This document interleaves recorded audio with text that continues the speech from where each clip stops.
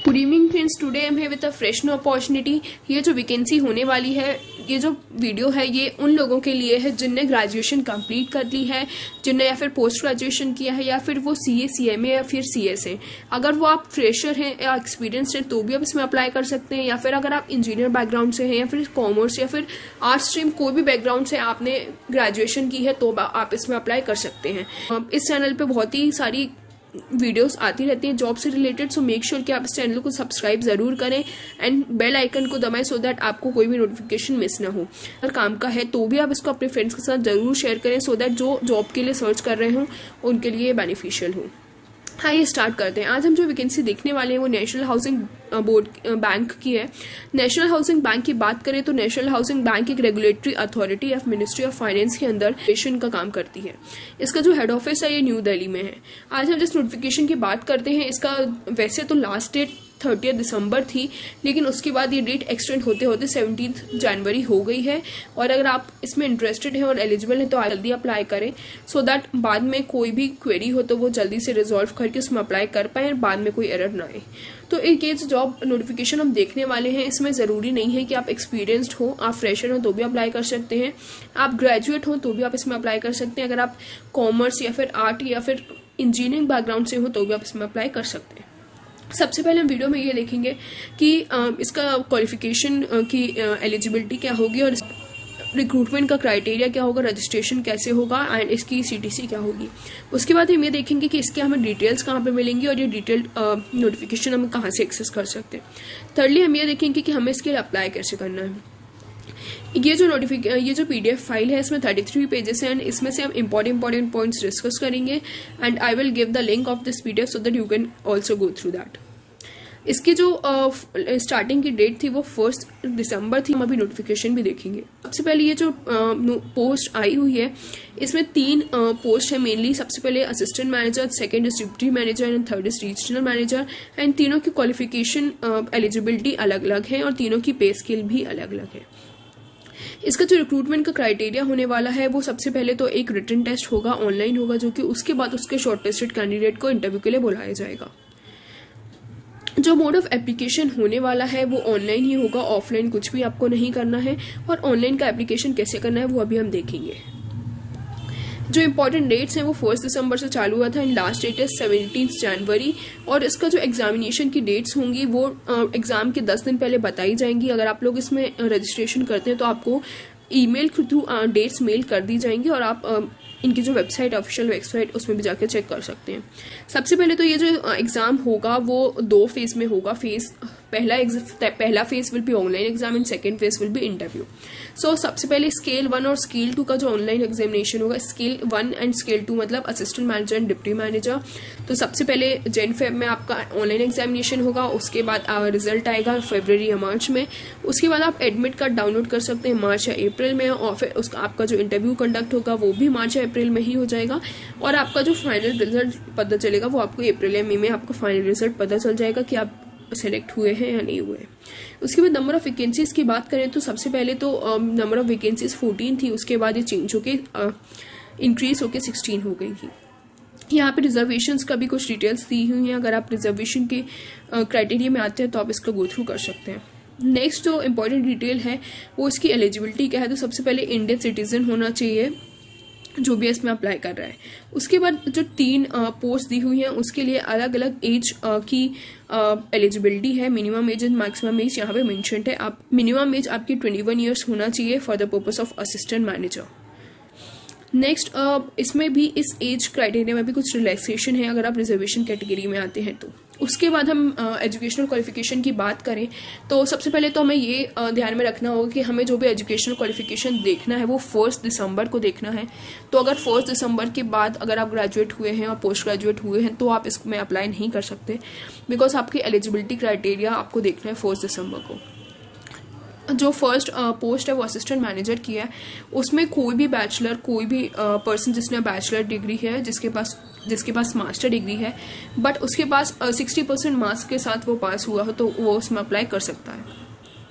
उसके बाद अगर आप CA हैं या फिर CMA या फिर CS आप तो भी आप इसमें अप्लाई कर सकते हैं। यहाँ पे क्लियरली मेंशन्ड है कि अगर आपके पास एक्सपीरियंस नहीं है तो भी आप इसमें अप्लाई कर सकते हैं, लेकिन अगर आपके पास एक्सपीरियंस है तो भी आप लोग इसमें अप्लाई करें। तो आपको अगर आपके पास एक्सपीरियंस है तो डेफिनेटली आपको उसमें वेटेज एंड प्रेफरेंस मिलेगी।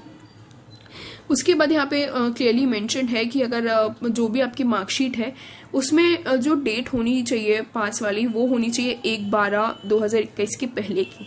अगर आप उसके बाद क्वालिफाई किए हैं, उसके बाद की डेट है, तो आप इसके लिए एलिजिबल नहीं है। उसके बाद हम सेकंड पोस्ट की बात करें जो है डिप्टी मैनेजर की। डिप्टी मैनेजर की जो पोस्ट है उसमें भी अगर आप कोई भी स्ट्रीम से ग्रेजुएट हैं तो भी आप इसमें अप्लाई कर सकते हैं, लेकिन उसमें कंडीशन है इसकी आपके पास 2 इयर्स का एक्सपीरियंस होना चाहिए। और अगर आप MBA फाइनेंस हैं और आपके पास 2 इयर्स का एक्सपीरियंस है तो डेफिनेटली आपको इसमें प्रेफरेंस मिलेगा। नेक्स्ट थर्ड पोस्ट की बात करें तो जो थर्ड पोस्ट होने वाली है वो है रीजनल मैनेजर की। एंड ये जो पोस्ट है वो उन्हीं प्रोफेशनल्स के लिए जिनके पास प्रोफेशनल क्वालिफिकेशन हो फ्रॉम ग्लोबल रिस्क एसोसिएशन या फिर risk management certification for primary institute. लेकिन अगर आप CFA हैं या फिर CA हैं या फिर CMA हैं तो भी आप इसमें अप्लाई कर सकते हैं, उनको प्रेफरेंस मिलेगी। लेकिन इसमें मैंडेटरी चीज़ ये है कि आपके पास 2 इयर्स का एक्सपीरियंस होना चाहिए।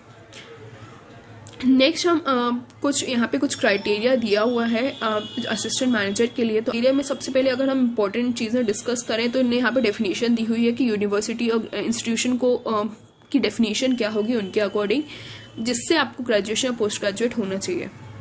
इसमें ये क्लियरली मेंशन है कि आपका रिजल्ट अवेटेड है तो आप इसमें अप्लाई नहीं कर सकते। और यहाँ पे क्लियरली मेंशन है कि आपका जो 60% मार्क्स का कैलकुलेशन होगा वो आपको इनने जो क्राइटेरिया बताया है उसी के अकॉर्डिंग कैलकुलेट करना होगा। क्योंकि कई बार क्या होता है कि रिजल्ट्स में हमारे CGPA मेंशन होता है, तो आपको इसका एलिजिबिलिटी देखने के लिए उसको अपने परसेंटेज में कन्वर्ट करना होगा, जिसकी मेथडोलॉजी यहाँ पे दी हुई है। रिस्क मैनेजमेंट की बात करें तो यहाँ पे भी कुछ वैसी ही कंडीशंस हैं। आप इसका जो वे ऑफ सिलेक्शन होगा वो 2 फेज में होगा। First part will be online examination and second will be interview. तो जो ऑनलाइन एग्जामिनेशन होगा उस एग्जाम 3 घंटे का होगा एंड मैक्सिमम 200 मार्क्स का होगा and it will be objective. लेकिन ऑनलाइन एग्जामिनेशन का second part will be a descriptive examination, जो इसके बाद तुरंत बाद होगा। 3 आवर्स का जो पेपर होगा उसके जस्ट बाद होगा।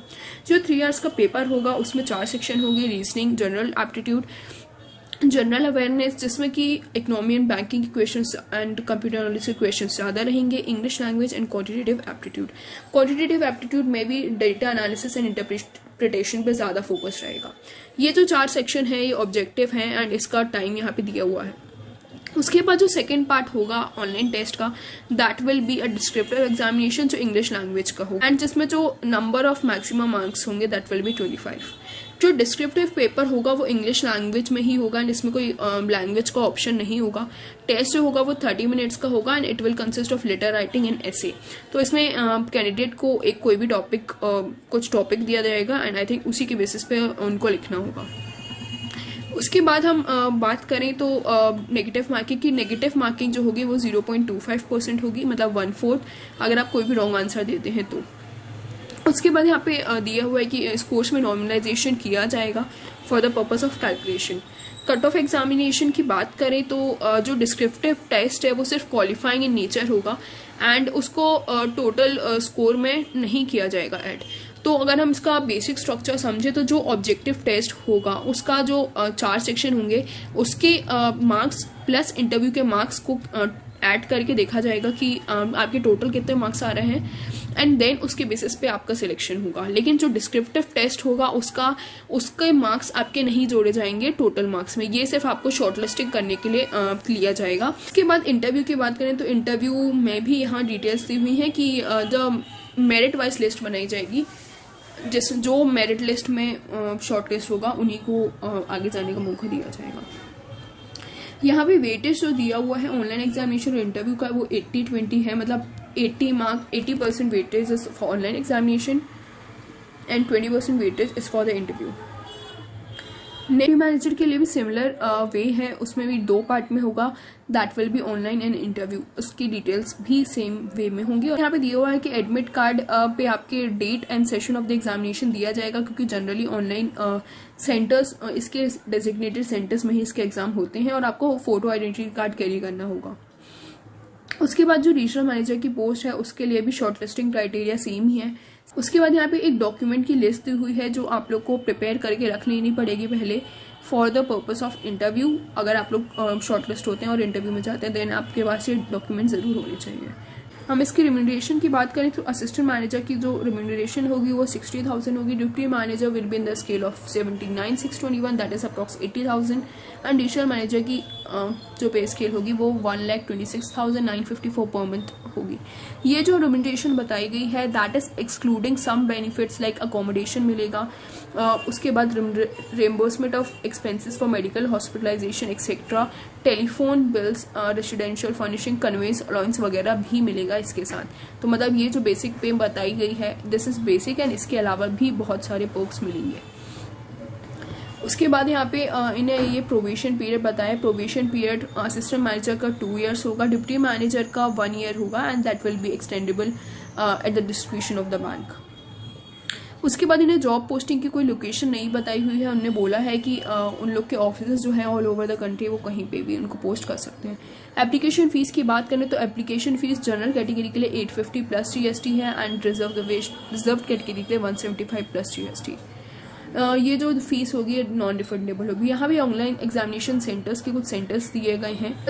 यहाँ पे आइडेंटिटी वेरिफिकेशन की डिटेल्स हैं कि आपको कौन कौन से डॉक्यूमेंट्स हैं जो आइडेंटिटी वेरिफिकेशन के लिए यूज़ कर सकते हैं, वो डिटेल्स हैं। उसके बाद यहाँ पे सोशल डिस्टेंसिंग के कुछ नॉर्म्स हैं वो आप रीड कर लें before going to the examination. Payment कैसे होगा फीस का, तो that will be through online gateway, card या नेट बैंकिंग के थ्रू आप पे कर सकते हैं। यहाँ पे फोटोग्राफ कैसे होनी चाहिए, फोटोग्राफ की मेजरमेंट्स क्या होनी चाहिए दैट इज मेंशन। सिग्नेचर और आपका थंब इम्प्रेशन भी लगेगा तो आप इसको गो थ्रू कर सकते हैं। उसके बाद यहाँ पे एक हैंड रिटन डिक्लेरेशन एक न्यू रिक्वायरमेंट है। तो हैंड रिटन डिक्लेरेशन का भी एक फॉर्मेट है जिसको हमें फिल करके सबमिट करना पड़ेगा। अब हम आ चुके हैं नेशनल हाउसिंग बोर्ड की ऑफिशियल वेबसाइट पे। अब हम इसमें ये देखेंगे कि हमें इसकी ऑफिशियल नोटिफिकेशन कहाँ मिलेंगे। ये हम इसके होम पेज पे आ चुके हैं। हमें नीचे स्क्रॉल करना होगा जहाँ पे हमें इसकी करियर्स की डिटेल्स मिलेंगी। यहाँ पे हम जाएंगे तो यहाँ पे हमें ऑप्शन मिलेगा अपॉर्चुनिटी एट NHB, तो हम इसमें सिलेक्ट करेंगे। इसके बाद हमें इसमें जाना होगा कि करंट वैकेंसी में। जब हम करंट वैकेंसी में जाएंगे तो हमें जो फर्स्ट नोटिफिकेशन मिलेगा that will B relevant for us, recruitment of officers in various scale, हमें इसमें जाके क्लिक करना होगा। उसके बाद इससे रिलेटेड जो भी कम्युनिकेशन है वो हमें यहाँ पे दिख जाएंगे। सबसे पहले तो इसमें 3 करेक्शंस एंड नोटिफिकेशंस आए थे। सबसे पहले तो नंबर ऑफ वैकेंसीज जो 14 थी वो 16 हो गई थी। उसके बाद सबसे पहले इसका लास्ट डेट जो था वो 30 दिसंबर था। उसके बाद ये 7 जनवरी हुआ, फिर ये 15 जनवरी हुआ और उसके बाद ये 17 जनवरी हो गया। तो अगर हम इसका लास्ट वाला नोटिफिकेशन देखते हैं तो इसमें हमें ये मिल जाएगा कि लास्ट डेट उन्होंने कब तक एक्सटेंड की है। तो ये हम देखें तो इसमें ये क्लियरली मेंशन्ड है लास्ट में कि last date has been extended up to January 17, 2022। अब हमें इसमें अप्लाई कैसे करना है, तो अप्लाई करने के लिए यहाँ पे हमें एक ऑप्शन मिलेगा click here to apply online. हमें इसमें जाके क्लिक करना होगा। जब हम इसमें जाके क्लिक करेंगे तो यहाँ पे हमें साइड में लॉगिन करने का स्पेस दिखेगा, उसमें जाके हमें लॉगिन करना पड़ेगा। लेकिन उसके लिए लॉगिन करने के लिए हमारे पास ID और पासवर्ड होना चाहिए। वो हमें सबसे पहले जाके न्यू रजिस्ट्रेशन में जाके जनरेट करना होगा। यहाँ पे हम अपनी बेसिक डिटेल्स देंगे तो हमारे पास ईमेल आईडी एंड हमारा कुछ पासवर्ड जनरेट होगा। उसके बेसिस पे हम जाके लॉगिन कर सकते हैं। देन हमें इसके लिए रजिस्टर करके पेमेंट करनी होगी and then you will be eligible. अब वैकेंसी से रिलेटेड कोई भी डाउट है तो आप उसको कमेंट बॉक्स में डालें। I will be happy to